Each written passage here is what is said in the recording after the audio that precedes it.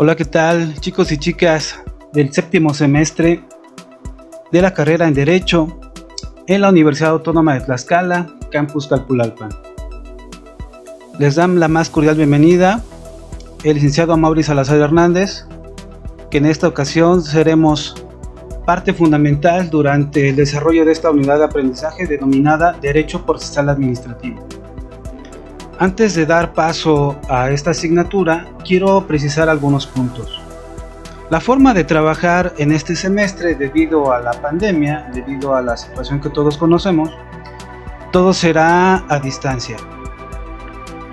La forma particular de trabajar será la exposición de un tema que va a quedar almacenado en un video como este y que será posteriormente consultado en un repositorio en YouTube. Posteriormente, en una sesión de videoconferencia, podremos retroalimentar aquellos temas que no se hayan podido entender durante el desarrollo del video. Para comenzar, veremos conocimientos previos que se van a englobar en un examen diagnóstico que se haría de manera presencial si estuviéramos en este momento en la aula. Damos inicio para ver primeramente los tópicos del curso. Como ustedes pueden ver, está compuesto por un examen diagnóstico y 5 unidades. Unidad 1, el derecho procesal administrativo. Unidad 2, el órgano jurisdiccional. Unidad 3, el acto administrativo. Unidad 4, el juicio contencioso administrativo. Unidad 5, procedimiento de responsabilidad administrativa. Para al final veremos cómo diseñar un expediente de responsabilidad administrativa a manera de práctica.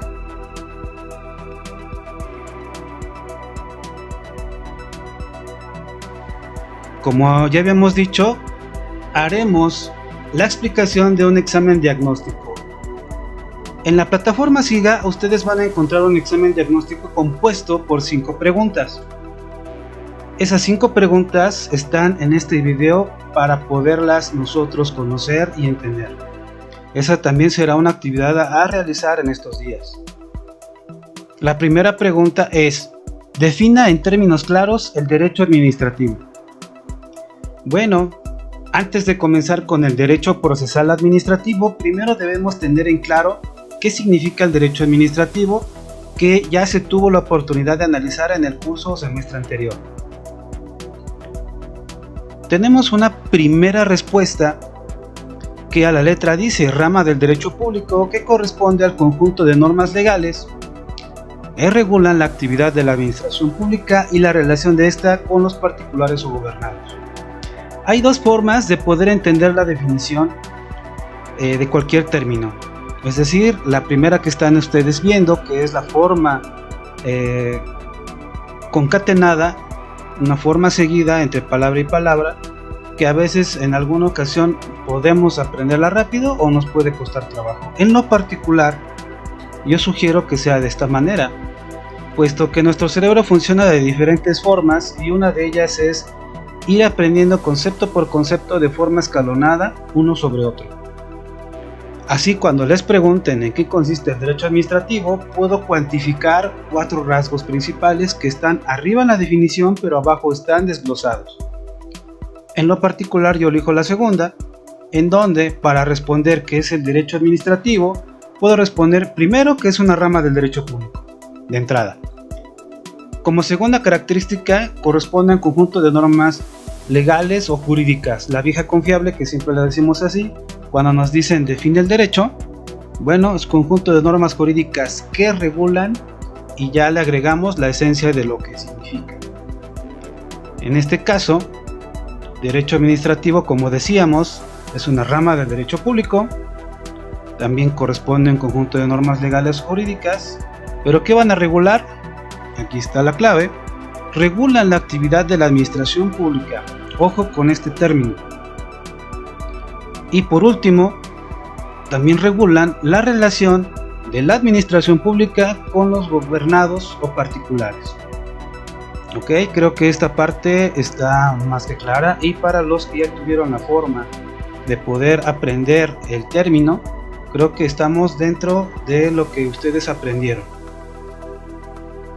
Continuamos.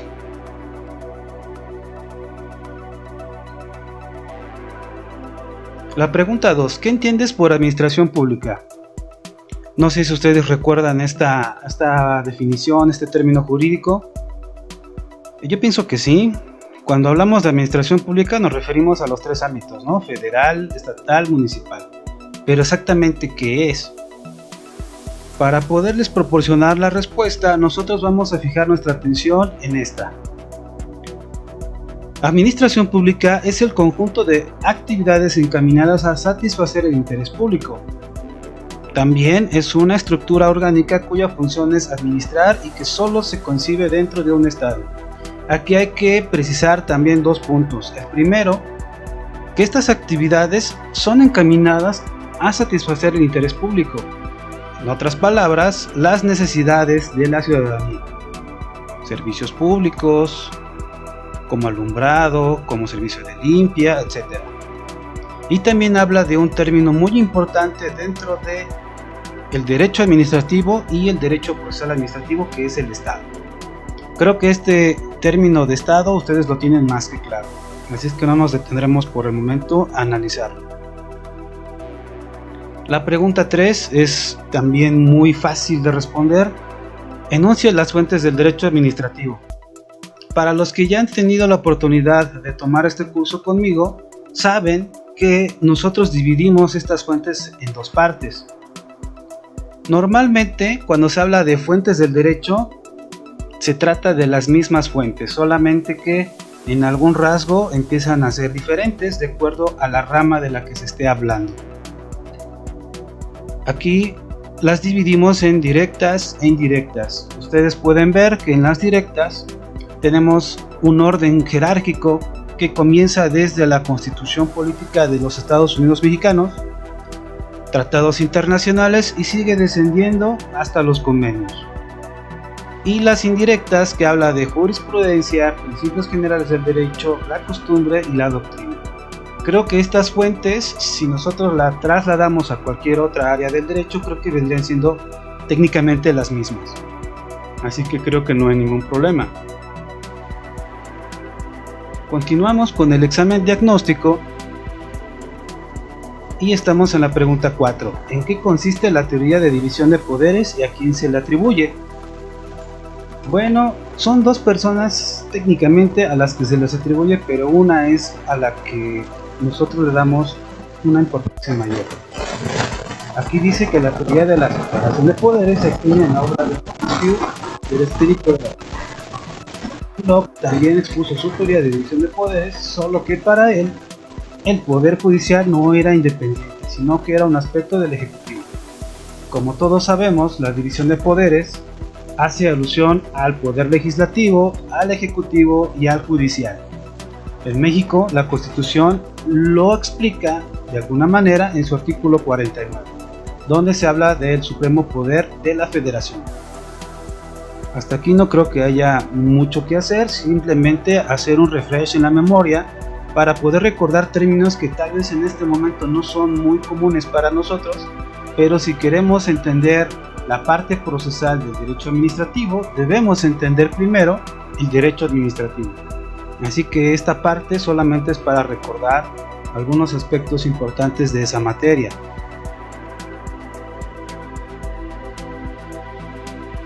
Seguimos en nuestro examen con la pregunta 5, que dice: ¿qué es la función pública? Bueno, respondemos que es la actividad temporal o permanente, remunerada u honoraria realizada por personas naturales en nombre del Estado, cuya finalidad es lograr los objetivos del Estado mismo. Explicamos: una actividad temporal o permanente puede ser que la hagamos durante un tiempo determinado o que sea hasta que no sea posible, valga la redundancia. Aquí también vamos a ver la forma en que se va a hacer remunerada la actividad, es decir, puede ser remunerada u honoraria, es decir, también vamos a explicarlo. Remunerado cuando tenemos un sueldo común y constante, ¿no? Cuando estamos en el servicio público recibimos un pago de nómina. cuando se está dentro de la estructura orgánica de la administración pública. También va a ser honoraria cuando estamos fuera de esa administración, pero realizamos actividades que le van a ayudar a ese ente público a realizar sus funciones. Entonces hablamos de honorarios. No somos servidores públicos, pero ayudamos a la actividad del ente público. Dice, realizada por personas naturales. Son personas físicas, obviamente que lo hacen en nombre de una persona jurídica o una persona moral, como se entiende que es el Estado. La finalidad es lograr los objetivos de ese mismo Estado. Como ya lo vimos, los objetivos del Estado son satisfacer las necesidades de la población en términos generales. La siguiente pregunta es, ¿cómo podrías definir un acto administrativo? La materia sobre la que se basa esta asignatura es prácticamente un acto administrativo. Si nosotros entendemos lo que es un acto administrativo, todas sus características, técnicamente ya estamos del otro lado, es decir, ya sabemos la mitad de lo que se trata este show. O sea que si queremos aprender la asignatura debemos de conocer exactamente el pan de cada día, ¿no? Es decir, el acto administrativo. Tenemos una definición corta en donde nos explican que es una manifestación unilateral de un poder público, solamente de un solo lado, en el ejercicio de sus atribuciones administrativas. Estas atribuciones administrativas vienen descritas en la ley. O sea que el Estado solamente va a hacer lo que la ley le permite. Y lo va a hacer mediante su voluntad, que va a ser impuesta a otros sujetos públicos o privados. Es decir, que es el mismo Estado el que va a imponer su voluntad, que se deriva de la ley y que solamente el Estado es el único que la puede hacer manifiesta. Continuamos con nuestro examen diagnóstico explicado. Ya estamos terminando. La pregunta 7 dice, menciona las formas en que el Estado puede adquirir bienes. Esta pregunta es importante porque nosotros debemos saber de qué forma el Estado puede hacerse llegar de bienes, normalmente son muebles, ¿no? Y también los inmuebles. Es una respuesta un poco larga, pero habla de expropiación, decomiso, esquilmos, requisa o requisición, nacionalización, confiscación y donación. Para no hacerlo tan cansado en este video, aquí podemos leer cada definición. La expropiación habla de que el Estado adquiere bienes de los particulares por causa de utilidad pública y también los va a indemnizar. Es decir, si el Estado detecta un bien que es propiedad de un particular, pero sabe que puede ser de utilidad para todos los demás, bueno, se hace dueño de él, pero debe de indemnizar a la persona que es dueño en ese momento. El decomiso, aquí el Estado se adueña de los instrumentos utilizados en la comisión de un delito. Es decir, cuando se comete un delito, normalmente se ocupan bienes como algún automóvil, como algunas otras cosas propias para cometer el delito. Y dice también como parte de la sanción a la que se es acreedor el particular, es decir, se lo quitan a razón del delito cometido. Por eso se habla de un decomiso. Ustedes saben que muchos a los que se dedican al crimen organizado y demás, pues les decomisan sus cosas y luego son producto de una subasta, ¿no? Como lo hemos visto en estos días. Hablando de los esquilmos, el Estado se aprovecha de desperdicios, sobrantes o bienes que no son utilizados o que la gente abandona en sí. Este término se ocupaba mucho en tiempos de guerra, donde la fuerza militar lo que hacía era apropiarse de bienes que la gente no utilizaba o que de alguna manera no le podía dar un uso, como el fierro, como el metal, con cosas que de alguna manera podrían ser utilizadas por el Estado. Actualmente este término no tiene mucha utilidad, pero tampoco se debe desconocer del todo. La requisa o requisición habla de un embargo provisional o permanente de un bien o servicio en caso de guerra. También es similar al de esquilmo. Habla también de desastre natural o cuando existe un peligro inminente. Es decir, que cuando se tiene una emergencia, el Estado puede requisitar o puede quitar de alguna manera un bien o servicio para poder hacer su función. Estos normalmente son propiedad de los particulares. Nacionalización: el Estado conserva para sí determinado renglón de recursos. Nosotros creo que ya sabemos en qué consiste la nacionalización, no tiene mucho más que abundar. Confiscación: aquí hay que tener mucho cuidado en no confundir confiscación con decomiso. Ya sabemos que el decomiso es la forma en que el Estado se adueña de bienes muebles, pero que son derivados de la comisión de un delito. En la confiscación es casi lo mismo, priva de la posesión de los particulares de sus cosas por un mandato de la autoridad. Solamente que esto se deriva porque ese particular ha dejado de pagar impuestos o se ha hecho de bienes de manera ilícita. Hablamos de enriquecimiento ilícito. Y la donación, como todos sabemos, aquí habla de que se formaliza mediante un contrato privado que tendrá el carácter de escritura pública. Obviamente es un contrato, y como todo contrato debe cumplir con ciertas formalidades, en donde un particular le cede algún bien mueble o inmueble, en todo caso se habla más de los inmuebles, al Estado. No es muy común esta función o esta situación, pero eso no quiere decir que no se haya dado en algún momento.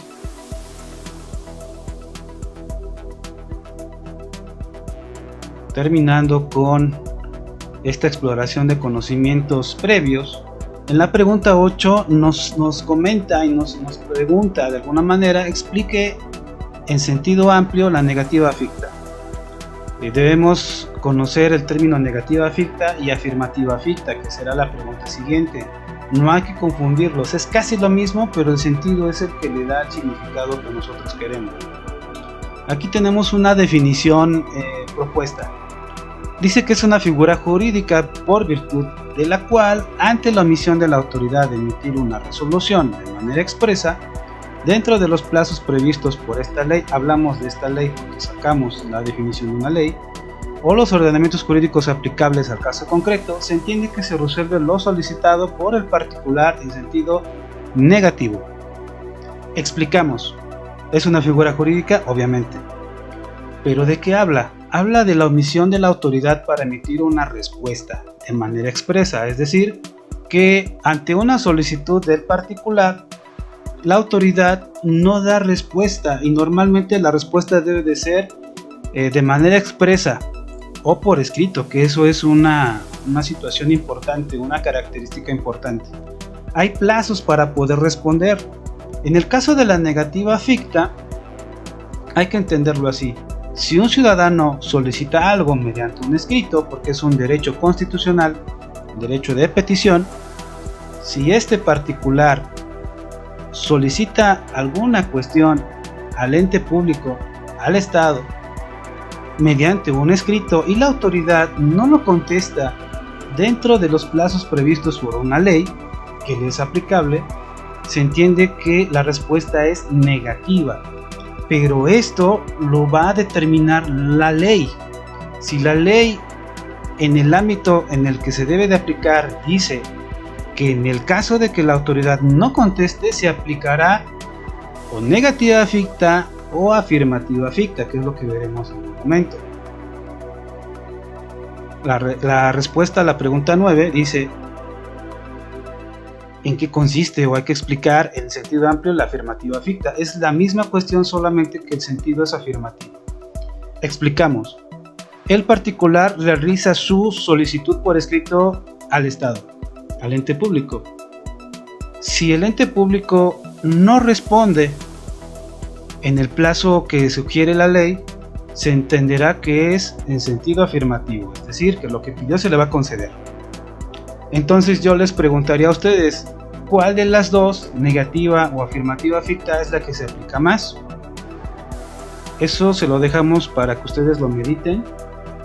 Ya estamos por terminar esta sesión, pero ¿cuál sería la diferencia? ¿Cuál es la que se aplica más? En lo particular, la que se aplica más es la primera, negativa ficta. ¿Por qué razón? Porque es una forma de proteger al Estado. Imagínense ustedes que algunas personitas solicitan un apoyo económico a un ente público para una fiesta, y lo que sucede es que bueno, lo hacen por escrito, solicitan el apoyo económico y la autoridad se le olvida responder, ¿no? Por alguna razón se traspapeló la solicitud por escrito, nadie la encuentra o simplemente se les olvida. Bueno, si somos ya muy técnicos jurídicos y si la ley dice en ese caso específico que si la autoridad no responde, pues obviamente su petición se concederá porque se entiende que será en sentido afirmativo, imagínense. Entonces, la forma de legislar casi siempre está orientada a proteger al Estado. Entonces, en casi todas las leyes donde ustedes pueden consultar, la que se aplica es la negativa ficta, es decir, si no te contestan, quiere decir que lo que se aplica es negativa ficta y que la respuesta es un rotundo no. Esto lo debemos entender para cuando la ley lo describe, pero también si el ente público no responde, también tenemos la forma de hacerlo responder. Entonces, en el derecho administrativo y procesal administrativo hay formas de provocar que el Estado nos dé una respuesta. De eso se trata, de que ustedes sepan qué hacer cuando la autoridad no me responde. Me quedo con brazos cruzados, no hago nada, acepto lo que me dicen, ¿qué hago? Entonces ustedes como futuros abogados deben saber qué es lo que deben hacer o cuál es el camino a seguir.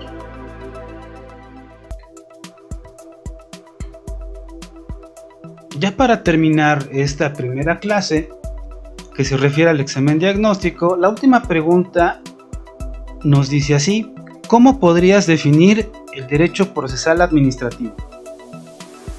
Bueno, ese es nuestro curso, ¿no? Pero ya entendemos que para poder comprender la parte procesal necesitamos saber la parte teórica, que es el derecho administrativo. Entonces, como primer lección para nuestro curso debemos entender qué es. Bueno, comenzamos con 3 rasgos importantes. El derecho procesal administrativo es una disciplina jurídica, ¿ok? Como segundo punto, tiene por objeto la protección de los gobernados ¿frente a quién? Frente a la administración pública, que vendría siendo el Estado. Y por último, esta protección tiene la finalidad de mantener la eficacia del derecho administrativo mediante la función jurisdiccional. Explicamos de nuevo. El derecho procesal administrativo es una disciplina jurídica, esa es facilísima de entender. Su objeto es proteger a los gobernados o los ciudadanos del Estado o de la administración pública cuando ésta comete algún tipo de error y afecta la esfera jurídica de esos mismos gobernados. También el objeto que tiene esta disciplina es mantener la eficacia del derecho administrativo, o sea, de todas las figuras jurídicas de esa rama del derecho. ¿Cómo lo van a hacer? Mediante la función jurisdiccional, es decir, mediante la vía procesal. Así es que nosotros ya podemos hacer una distinción entre lo que es derecho administrativo como la parte teórica y el derecho procesal administrativo como la parte práctica. Les agradezco su atención. Este es un video solamente preparativo de exploración de conocimientos previos de lo que es el derecho administrativo. De alguna manera nosotros tenemos que retroalimentar esta clase con la clase siguiente. Nosotros tendremos que provocar esa comunicación entre docente y alumno por las condiciones y razones que ya sabemos. Y recapitulando, les comentaré que la forma de trabajar sería esta. Nosotros explicamos los temas en un video y a través de una videoconferencia vamos a tratar esos mismos temas para aclarar dudas, para poder resolver cuestiones así de puntuales. Es decir, que vamos a ocupar esta misma presentación durante la videoconferencia y vamos a ir tocando temas. También les voy a ir preguntando en qué consisten ciertos términos para saber si se han comprendido o no. Y en la plataforma SIGA de la Universidad Autónoma de Tlaxcala, nosotros vamos a pedir ciertas actividades para poderlos evaluar. Entre ellos son pequeños cuestionarios o exámenes, algún tipo de actividad ustedes deben de constar en un tiempo determinado para que nosotros lo podamos tomar como válido. Esto será cada semana. El primer día de clases se tendrá que ver el video, se tendrá que sacar conclusiones, y esas dudas que no se puedan resolver durante el video las vamos a resolver nosotros en la videoconferencia de la clase siguiente. Así es que les doy la más cordial bienvenida, les agradezco su atención, y esto es la forma de hacer historia. Es decir, jamás, creo de los jamases, nos había tocado enfrentar un reto como estos, pero va a depender de su esfuerzo y del de nosotros. Obviamente habrá errores, pero los iremos corrigiendo en el transcurso del camino. Les agradezco mucho su atención y nos vemos en la siguiente clase. Gracias.